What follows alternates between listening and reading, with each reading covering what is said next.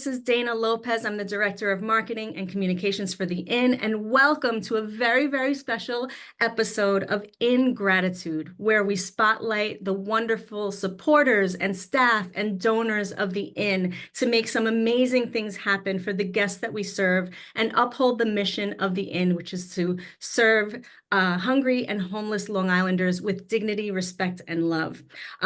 We haven't done this in a while. We basically really wanted to do this during COVID, but every once in a while, there's a really great story that comes along that we cannot miss, and we really love to share. So this time around, we are talking about a village. And the way they say that it takes a village to raise a child, that applies to this as well, because it takes a village to send children to summer camp. And that is what our story is about today. So I'm just going to give us an overview of the wonderful people that we'll be talking to today. This summer, now summer's wrapping up right now, and this summer, we had the opportunity to send some of our children that are living in the Edna Moran INN, which is our family shelter, to this incredible experience to go to 2 weeks of a sleepaway summer camp. Now, it sounds like a really great opportunity, but there's a lot of moving parts to it. So everyone that you see right now was a big part of making this happen. I want to introduce our guests today. First, we have Lisa Carter, who's the Executive Director of Agasszi Village, and that is the camp that our children that live in our shelter attended this summer. Hi, Lisa. Hi, everyone. And we also have Richard Thompson, who is the President of Air Charter Service in the Americas, and we're going to see in a minute how he came into the fold and was a part of this village, but welcome, Richard, and thank you for being with us. Thanks for having me. Great to be here. Oh, it's great to have you. Then we have Chris Akerley, who is a very, very long-time supporter of the Inn, has been involved with so many things, and he also has a connection to Camp Agasszi, and we're going to find out what that connection is in a minute. Hi, Chris. Hey, Dana, thank you. Wonderful. And last but certainly not least, we have Diragi Raymond, who is on the support staff of the Edna Moran INN. She is my colleague and an INN staff member, and she played a big role in getting the kids prepared and also traveling with them on this journey. So Diragi, thank you so much for being here. Hi, everyone. Hi. Thank you so much for being here. So basically there was a lot going on. So Chris, why don't you start? Because you were the connection in getting Agasszi Village introduced to the Inn. So just talk a little bit about what you do for Agasszi Village, how you sort of know the Inn, and how you connected the two. Sure. Thank you, Dana. So I've known about the Inn for, gosh, probably 10 years now at this point. My mother was involved as a volunteer years ago. And Vince Vidiello, who I work with, is the president of the board over there. So I'm, very familiar with the organization, been going to all the events for years now, the luncheon, the golf outing, meeting some great people, hearing the stories about, your guests. And it's just a wonderful organization. And somehow, some way, I got involved with Agassiz Village, which is a sleepaway summer camp up in Maine. They typically, their campers are from the New England area, so outside Boston. They don't really pay for camp tuition. It's for kids who really can't afford it. So it's a great place for them to go for 2 weeks in the summer, give their parents a break and give them exposure to things like the lake, swimming, hiking, camping, archery, all types of things that you would do at a typical sleepaway summer camp. And I know the Inn is expanding. And I know they have not only the soup kitchen and the job training and all the wonderful things they do with dental and mental health, but also short and long-term housing for people who can't afford it. And I know a lot of these families have young children. And I just kind of was thinking, this is a perfect place for these kids in Long Island who have never been to, deep in the forest in a Maine, New Hampshire type of place, never been to a lake, never been camping, never been to a sleepaway camp. I just thought it was a perfect opportunity, not only for the kids, but those parents, now that the kids are out of school, give them a break for 2 weeks, get the kids out of their hair. Every parent needs a break, right? So I think I was on a call with Lisa, the executive director at Agassiz Village, and someone from her team, Michael Smith. And I just raised the idea. I said, hey, if I talk to the inn and this makes sense, would you guys be open to this and hosting a group of kids from New York, which typically, New Yorkers don't really go there. It's Maine, it's Boston kids, Maine, people from New England. Right. And that they said, of course. So Yeah, I got and on the so phone, I got with on the phone with Lisa. Joanne from the inn, Okay. who said, you better talk to Cynthia and you better talk to Dana. So we all got on a Zoom together, kind of talked it through. I shared more information about the camp. And you said, let's get on a call. Let's get on a call with Lisa. And I think that was in probably the last week of April. And those kids got sent up there in the first week of July. So it really only took 2 months to gather all the troops at the inn. Thanks, credit to you. You did all the work. You helped us put together a fundraising link, Yeah. which was great. I think the first weekend we had that fundraising link, we raised $2,000 or $3,000, which was great. It's just kind of like a friends and family raise. And we went from there. So I kind of just had the idea and put it together. You guys did all the work. So all the credit to you, but I'm glad to be here and glad it worked out for all the campers. Thank you, Chris. Thank you. And that's the making those connections, which is key. Now, you mentioned, Lisa, you talk a little bit about the camp, but Lisa, why don't you tell us a little bit about Camp Agasszi and Chris kind of gave us the little rundown, but what your mission is and how you felt when you were approached to have children from the shelter at the inn attend camp this summer. Yeah, so Agasszi Village has been around for 90 years. We were founded by a gentleman named Terry Burroughs, who stowed away on a boat from Russia and landed in Portland and then walked to Massachusetts and sold newspapers on the streets. And so our mission, he became successful and bought this property in Maine. It's 330 acres, 2 miles of waterfront, and it's a beautiful place. And he wanted it to be a place for people who couldn't afford to go to summer camp, to learn skills, to be successful in life. And so for 90 years, kids have been coming to this camp. And at some point we became co-ed and we have boys and girls now. But they've been coming there to learn various skills, to try new things that they wouldn't try or get to do in life. Most of the kids that we serve are, again, just can't afford camp. They're from under-resourced communities in Massachusetts and Maine.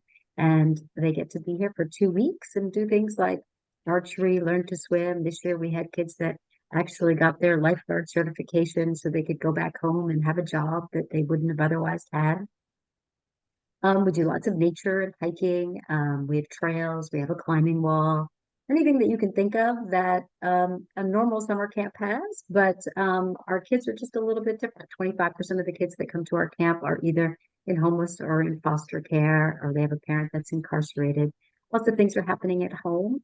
And this is sort of a place where they get to come and be themselves and have fun and enjoy themselves for 2 weeks and have a safe environment with mentors and support staff that help them to just be kids for just a couple of weeks. And when Chris called in April, we have a few kids that do come from New York, but just a few. We have another nonprofit organization that we've worked with. So we were like, this isn't out of the ordinary for us. But what is out of the ordinary is that we mostly provide transportation from the Boston area. We have buses from Boston to Maine, but we don't provide transportation from New York.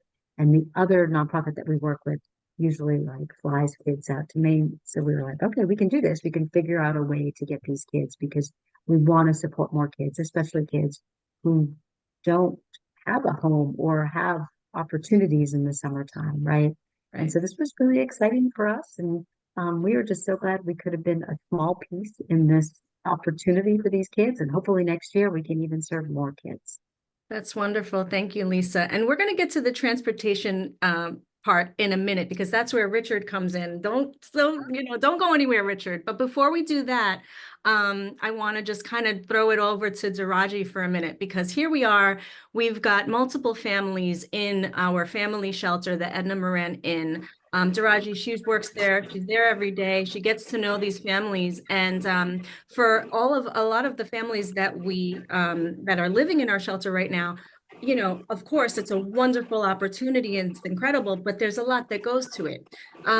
So we ended up having 8 children that were from families that were interested. They were from six different families, right, Diragi? I think a couple of Yes. siblings, right? Right. So and they ranged in age from 7 years old to 10 years old. So you can imagine a lot of people who are parents will say, oh my goodness, it's a lot of anxiety to have to send your child away. Diragi, what was the response from the families or some of the parents when we told them, hey, we can send your kids to summer camp for 2 weeks? They weren't, I would imagine they weren't like, yeah, take them, don't worry about it. No, right? Right. Some of them said, the kids never left the house, never go anywhere without the parents. And at the beginning, they was kind of, reluctant, they didn't want to go. But then, as the time went by, they get very interested. When few of the kids said yes, they want to go, and the parents said yes, take them.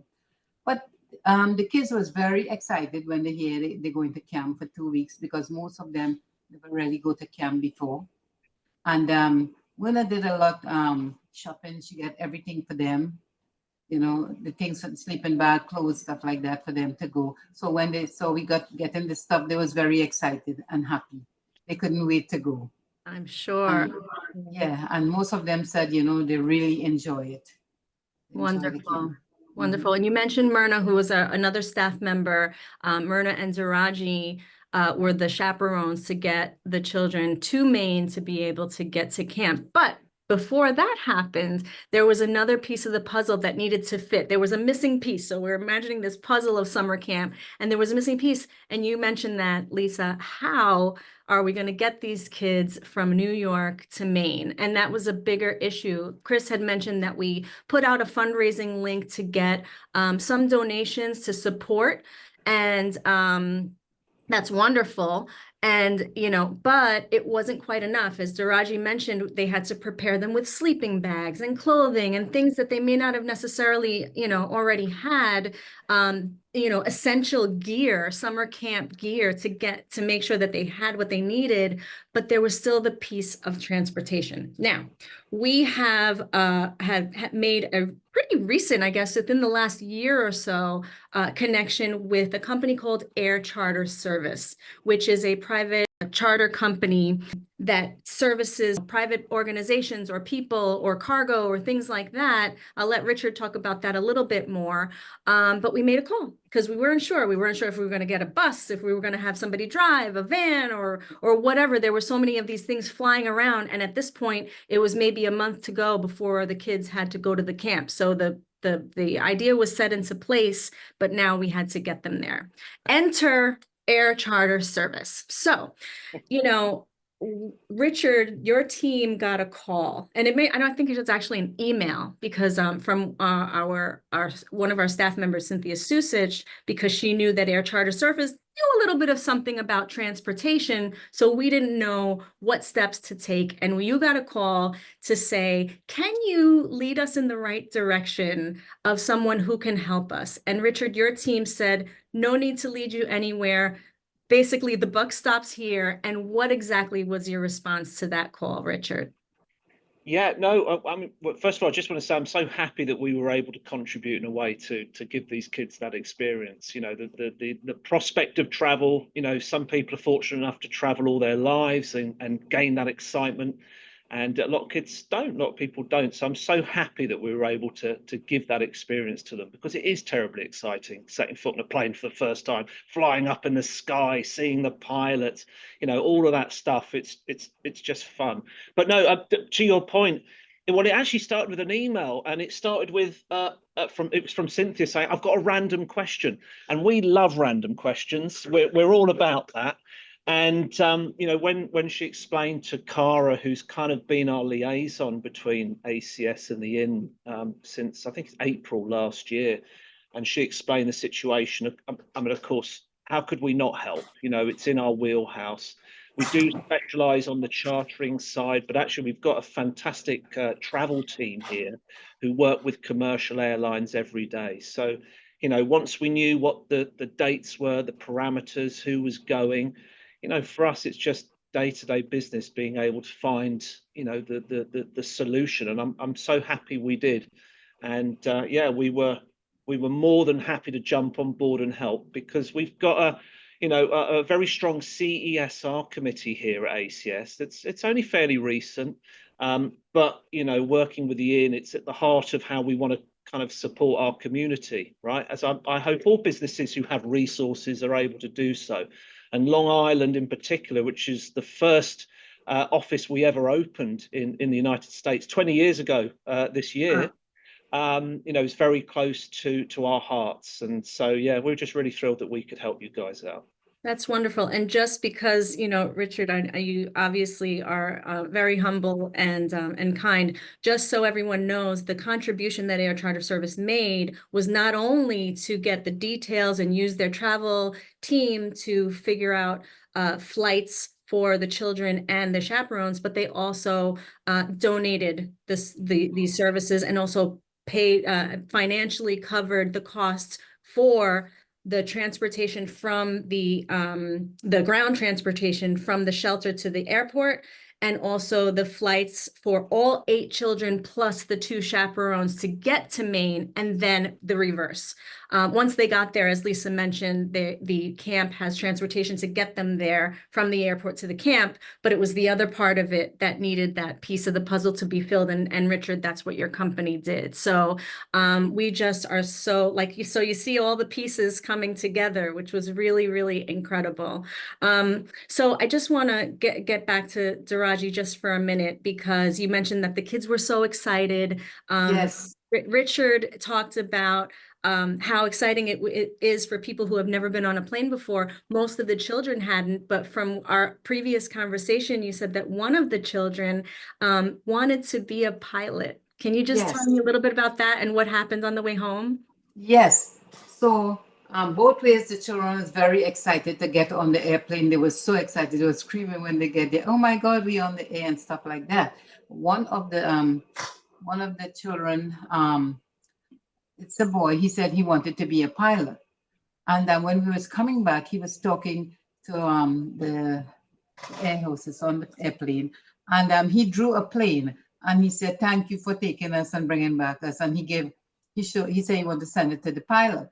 So the staff on the airplane said, "If you want to meet the pilot," he said, "Sure." So once we landed, she said, "Okay, she will take him," and she took him, and he was so excited. He went in there and he was like touching the buttons, stuff like that, and they was talking to him, and he said yes. So the staff said, "Do you want to be a pilot? You want to be my boss?" And he said, "Yes, I want to be your boss." He was so excited. All the children was very excited, but for him it was like a special thing with him. He was so happy. He went up there. We took pictures and stuff like that. And was he the one, I think that you mentioned also that he made an announcement on the plane? Yes. Able to get on the loudspeaker and make it. Yes. So we haven't even talked about camp yet, and they're having this amazing experience. But I do want to get back to camp. Thank you, Diragi, because that's just amazing. I mean, something just that alone, for the experience to get on a plane, have these things happen to them where in their circumstances they may not have ever had that experience. It's all of these things put together. But Lisa, I just want to talk a little bit about the camp itself. I don't know how much interaction. I know there's a lot of kids, but I know that whether it's our kids or just kids in general, what do you think they come back with, the biggest thing that they come back with after this type of experience that many of them would have never had? Well, first of all, I can attest that the plane ride was really important, because I met one of the kids and he said, "I thought I was going to get a steak dinner." And so Richard, so next time. Richard's taking a note, I'm documenting this. Yeah. Yeah. Well, and you know what? The funny thing is, I think when you're leaving the city and you see buildings and cement roads, and you come to some place where there's nature, you go back to sort of the simple things in life are the most important things to the kids. So talking to the kids, what they mostly remembered was, wow, I don't know, maybe I was going to see a bear, but they didn't see any bears. But that they're in this beautiful environment where there's a lake and trees and nature becomes really important to them. And food, they talk a lot about food, but I think that's also important because they have really great food and they have lots of it, and they eat and eat and eat. And so they'll talk about the pizza or the pasta or the meatballs, which was really exciting for them. some people tell me that sleep is important too, because if you think about kids who are stressed out and now they have like a warm bed with 12 other friends that they're living in this, environment with, and they become fast friends with. So that becomes important. And so we did interview a lot of the kids that came from the inn, and some really loved swimming. I know that was important because some of them had not known how to swim, and so they learned to swim. And you have to earn different bands at our camp so that you can gradually get from the shallow area to go on the banana boat and go on like all the fun things that we have at camp. So they did learn those activities. I do know that archery was really important for some of the kids too. I remember them mentioning that specifically. That's something they'd never get to do in their, in real life. And so those, I think, were the two big areas in speaking with the kids that they loved. And then there's lots of evening activities during the 2 weeks that they were there. We had a theme, I think it was the capturing the aliens or something like that. And so the kids got to dress up as aliens. The evening activities were involved with different alien activities, and Agasszi became like this alien adventure park that they went to. And so that was fun as well. But sort of just those like little things, going on hikes and being one with nature, I think are always the important things that kids remember, and just building those friendships and having those mentors. And those are the stories that they talk about when they leave camp. It might be that there was like some bugs or spiders in their cabin, or they saw like I don't know, a snake or something. But those are the things that they end up talking about and moving. And I don't know, maybe even more too, because when they came back, what were the big things that they talked about? Yeah, Diragi, anything else that they came back with? Yeah, most of them said they had a great time. They love it. They would like to go back, but they enjoy the transportation from the ground transportation when they get in the limo, the stretch limo that came to pick them up. Oh, they were screaming. They were so excited, Then when we get to the airport, and you know what, the staff on the airplane, both ways was very nice to them, I must say. Thank you. Do you find that, Diragi, so I'm gonna, ask each one of you just for sort of like your wrap up of what your takeaway was and moving forward, what you'd like to see. So Diragi, do you think that these children would want to go back to camp next summer? Yes, most of them said they would like to go, but then, some, like two set of family, they got rehoused, they left. But we still have a lot of the kids who went to camp this year and they would like to go back. They love it. They said they enjoyed it. And of course, if it's not these particular families, like Diragi makes a good point, our housing is temporary. So a lot of families do move on. So if it's not these children, then it might be other children that would also get to experience this a summer camp like this one. So that's a good point, Diragi. Chris, after making the connection, the initial connection, what would you like to see moving forward for this? I'd love to see this continue every year and grow and grow and grow, and maybe one year, half the camp is New Yorkers. That would be great for me, because I know, my time growing up as a kid, every summer I would go to New Hampshire and spend time at the lake and hiking in the forest. And in Long Island, we don't even have hills in Long Island. So it's very difficult to get that kind of experience, especially if you don't, have a family with resources and the ability to go on these vacations. So it might not be life-changing for everyone, but if we send 10 kids up there, I think most of them are going to come back remembering that forever. Absolutely. Richard, just your final thoughts about your air charter services involvement, or anything that you'd like to see with this sort of project moving forward? Sure. Well, I definitely next time we'll ensure steak dinners are available for everybody. I think that was my key takeaway. I think so. But no, I would love us to continue to be involved in this next year. And I think that this was, short notice this time, but I think next year, if we can be involved, have a bit more notice, there's definitely things we can do to enhance these experiences, because, that's what life's about, isn't it? The good or the bad, but we try and focus on the good. And so if we can elevate that experience for these kids again next year, I think that'd be a great thing. So this will give us time for next year to get a sponsorship by Omaha Steaks or something like that. So We'll make sure to tag them. No problem. Thank you, Richard. And Lisa, finally, I know that when in our previous conversation, you mentioned that a lot of, there's a large percentage of previous campers that end up working at the camp. Do you think that's an opportunity potentially for one of the children from the inn to do one day? I love that. Yes. And kids come back year after year. And I know that some of the kids that we, had from the inn this year may not be at the inn next year. But even if we could reach out to them too and find a way to continue to get these kids to come back and then build on that and have more kids, I just love that. And then eventually, yes, if they could be staff members, and maybe some of the kids at the inn are a little older and want to be staff members and they can spend the whole summer with us.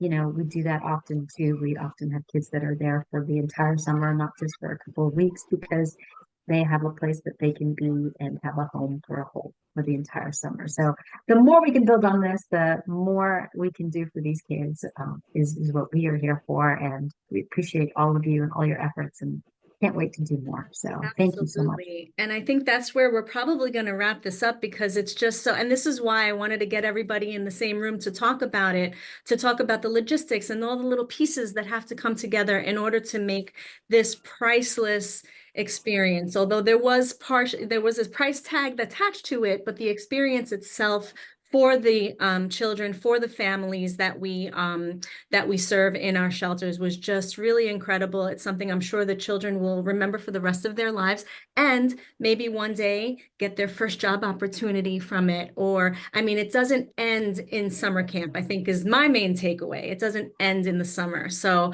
I just want to thank each one of you and all of your teams also. I know there are people behind the scenes that we're not talking to today. Chris, there were a number of donors that you had reached out to personally that made donations. Just thank everyone for this opportunity, and hopefully we'll be back to talk about it next year. Thanks for having us. Cheers. Thank you Thanks, so Dana. much, everyone. Thanks, everybody.